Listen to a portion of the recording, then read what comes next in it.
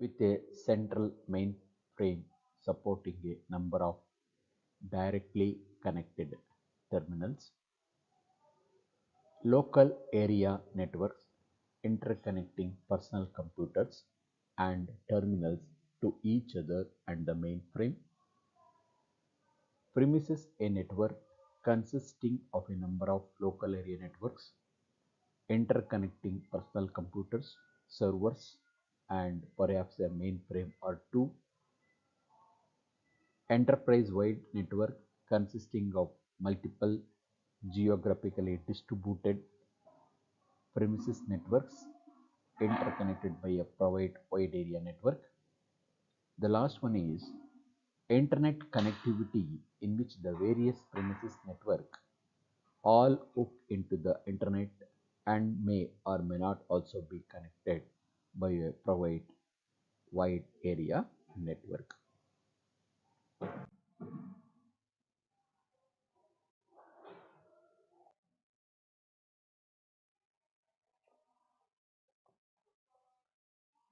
The wide area network, that is in firewall, it enables the outside world to reach and interact with local network assets. This will create a threat to the organization.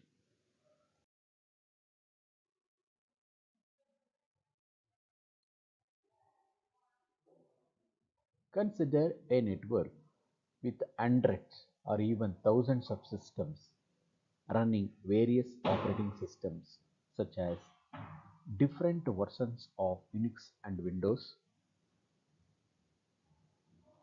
When a security flaw is discovered, each potentially affected system must be upgraded to fix that flaw. This will require scalable configuration management and aggressive patching to function effectively. This is possible and is necessary if only host-based security used.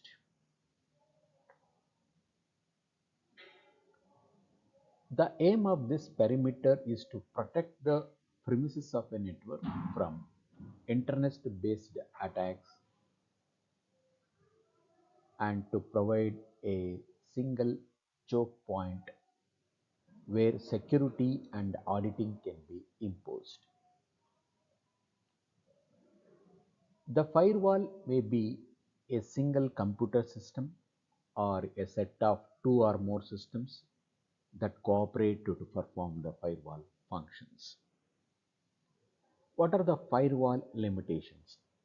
The first one is this cannot protect from attacks by bypassing it. Example, sneakernet, utility modems, trusted organizations, trusted services, etc. And also one more limitation is cannot protect against internal threats. For example, disgruntled or colluding employees.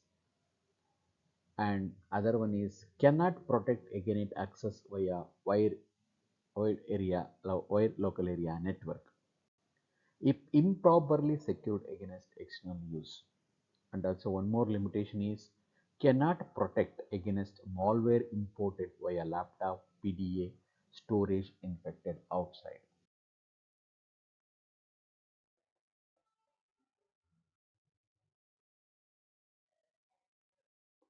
Some of the following design goals for firewall is all traffic from inside to outside and vice versa must pass through the firewall.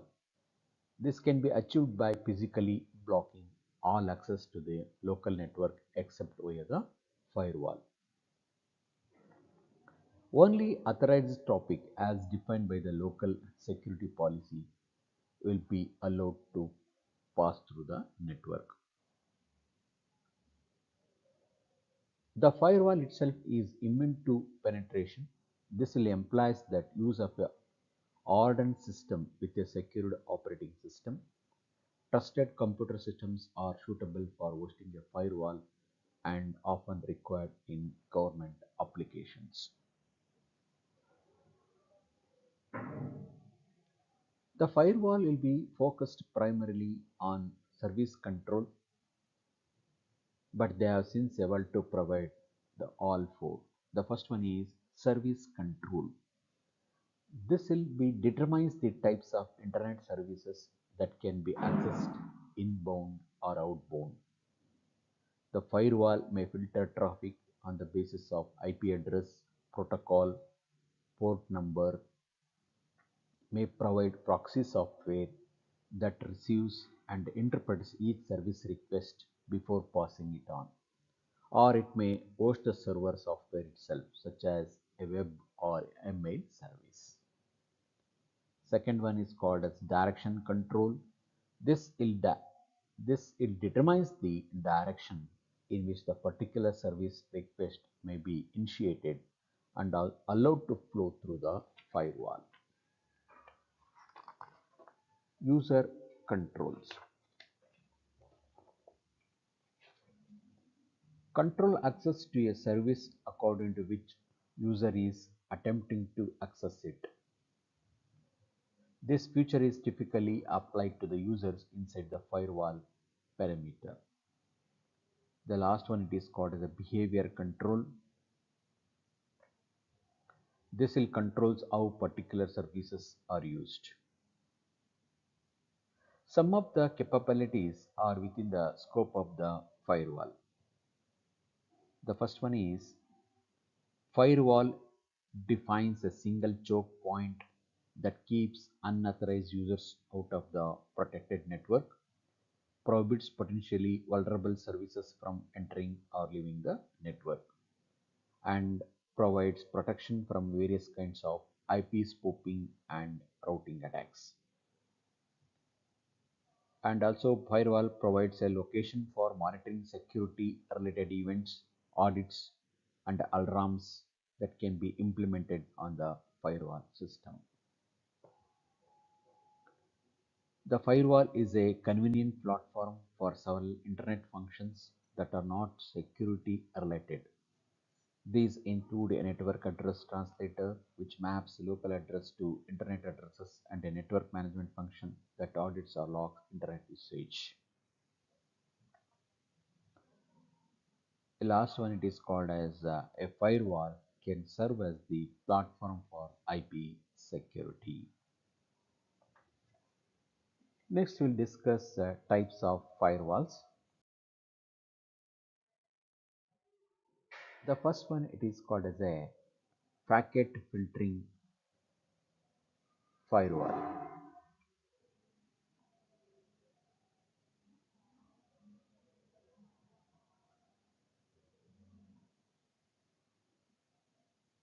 So packet filtering router applies a set of rules to each incoming and outgoing IP packet to forward or discard the packet. Filtering rules are based on information contained in a network packets such as SRC and test IP addresses, ports, transport protocol, and interface. Some advantages are simplicity, transparency, and speed.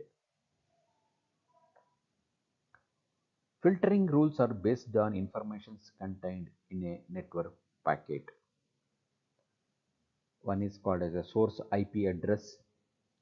These addresses of the system that will originated the IP packet. Example 182.178.1.1. Destination IP address. The IP address of the system the IP packet is trying to reach. Another one is called as a source and destination transport level address. This is transport level port number which defines applications such as SNMP or Telnet. IP protocol field. This will be determines the transport protocol. Interface. This is a firewall with three or more ports which interface of the firewall of the packet came from or which interface of the firewall the packet is destined for.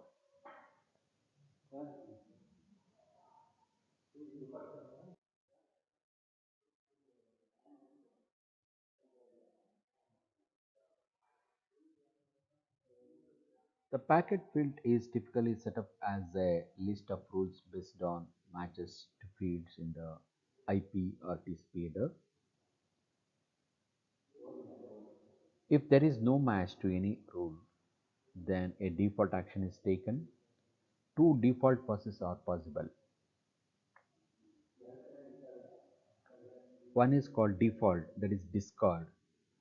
That which is not expressly permitted is prohibited. Default forward, that which is not expressly prohibited is permitted.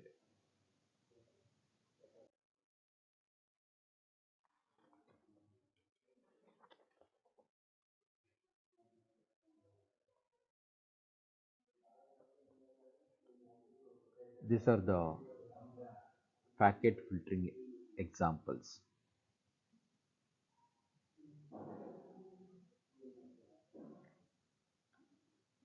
Inbound mail is allowed, that is in port 25, but only to a gateway host. Packets from a particular external host are blocked because that host has a history of sending massive files in email messages. In the rule set B, this is an explicit statement of the default policy. All rule sets include this rule implicitly as the last rule. So in the port C, this rule set is intended to specify that any inside host can send mail to the outside. A TCP packet with a destination port of 25 is routed to the SMTP server on the destination machine. The problem with this rule is that the use of the port 25 for SMTP receipt is only a default. An outside machine could be configured to have some other application that is linked to at port number 25.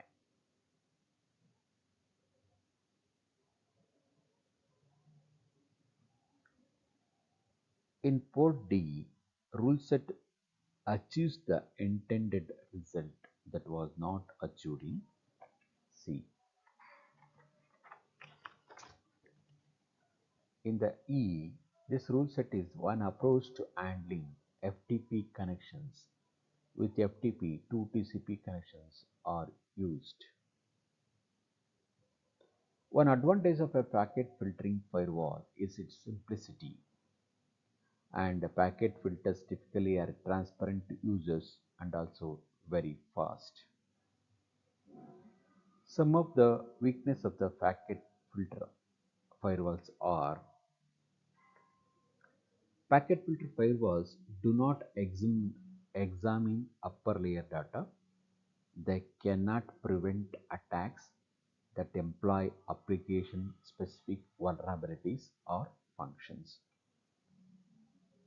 For example, a packet filter firewall cannot block specific application commands. Second one is, because of the limited information available to the firewall, the logging functionality present in packet filter firewalls is also limited. Third one is, most packet filter firewalls do not support advanced user authentication schemes. The fourth one is, packet filter firewalls are generally vulnerable to attacks and exploits that take advantage of plot problems within the TCP/IP specification and protocol stacks such as network layer address spoofing.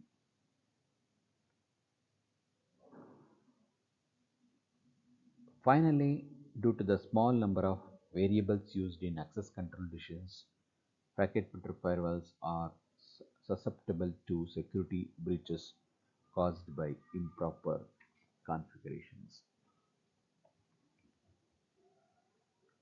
Some of the attacks that can be made on packet filtering firewalls and the appropriate countermeasures are of the following. One is called as a IP address spoofing, where Intruder transmits packets from the outside with internal host source IP address. Need to filter and discard such packets. Source routing attacks, where source specify the route that packet should take to bypass security measures should discard all sources routed packets. Third one is called as a tiny fragment attacks. Introducer uses the IP fragmentation obtained to create extremely small fragments and force the TCP header information into a separate fragments to circumvent filtering rules that depend on TCP header information.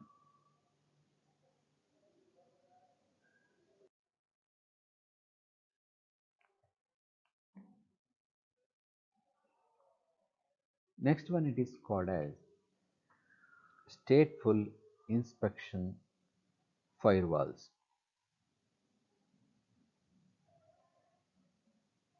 A traditional packet filter makes filtering decisions on an individual packet basis and does not take into consideration any higher layer context.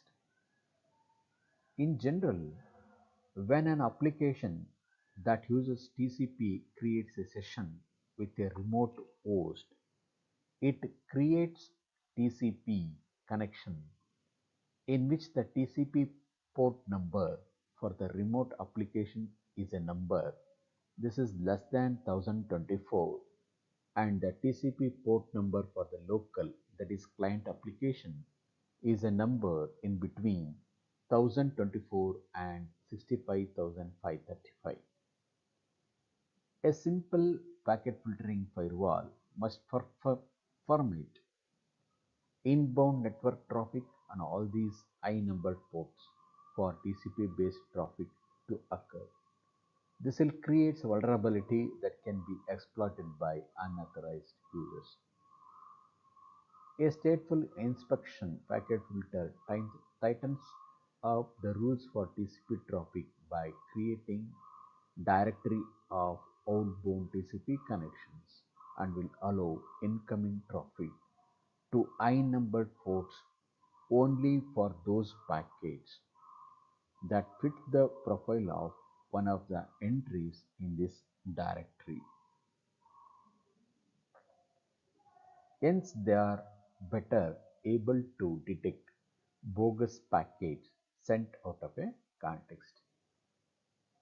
A stateful packet information as a packet filtering firewall, but also records information about TCP connections. A stateful firewalls also keep track TCP sequence numbers to prevent attacks that depend on the sequence number, such as session hijacking.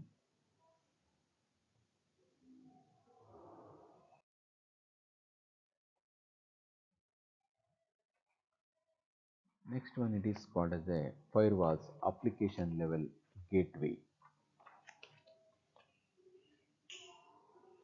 This application level gateway, this is also called as application proxy.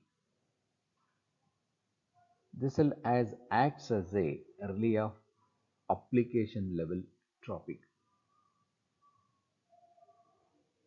A user contracts the gateway to access some service, provides details of the service, remote host and authentication details, contacts the application on the remote host, and relays all data between the two endpoints.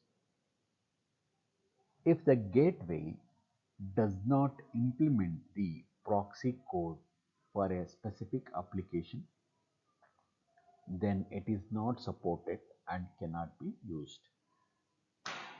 Some services naturally support proxying, while others are more probable.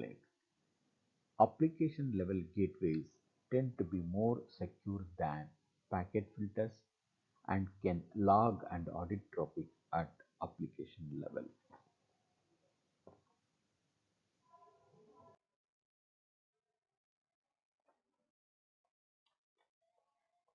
This is the diagram for firewall's application level gateway. Next one, it is called as a circuit level gateway. This is the fourth type of the firewall, is the circuit level gateway or circuit level proxy. This is a standalone system, or it can be a specialized function performed by an application gateway for certain applications.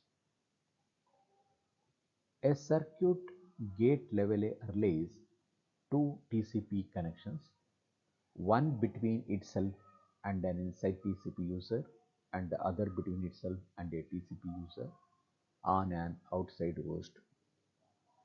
Once the two connections are established, it relays TCP data from one connection to other without examining its contents.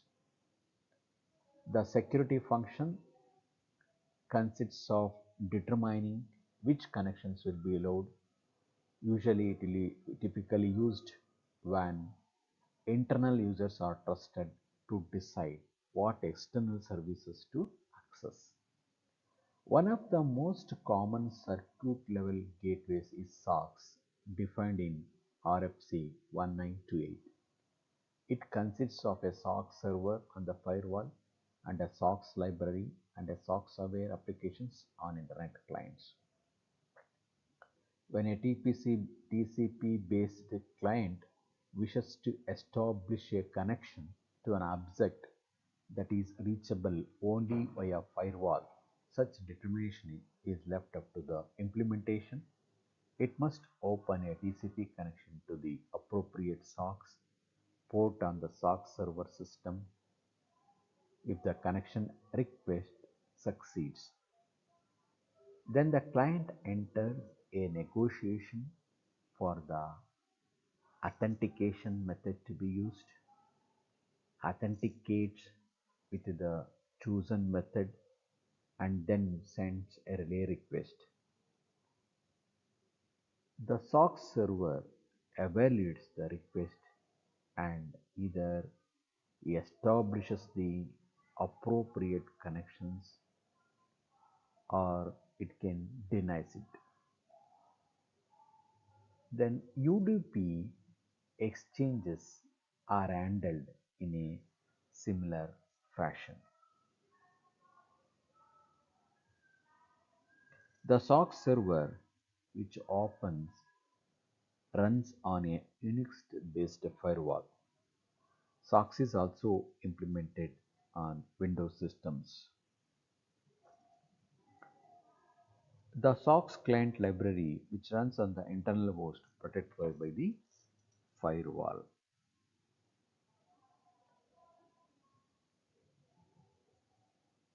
A simple packet filtering firewall must permit inbound network traffic on all these I-numbered ports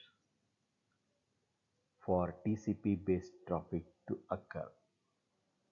So this will create a vulnerability that can be exploited by unauthorized users.